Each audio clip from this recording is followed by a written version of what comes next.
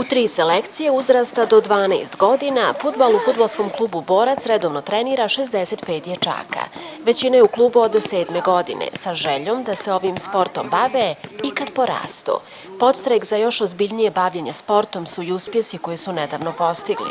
Predpioniri su osvojili prvo, a pioniri drugo mjesto na takmičenju Lige budućih šampiona. Ja sam najbolji igrač turnira i naravno da ćemo osvojati i dalje uspjeha.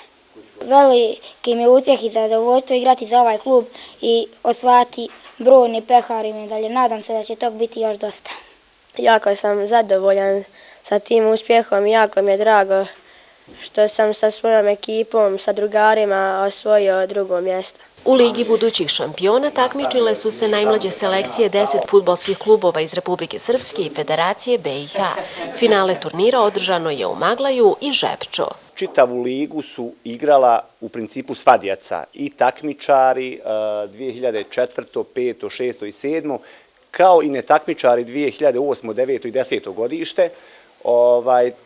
I samo od 4 ekipe 3 su išle u završnicu. Na kraju svake lige prve 4 ekipe idu u završnicu.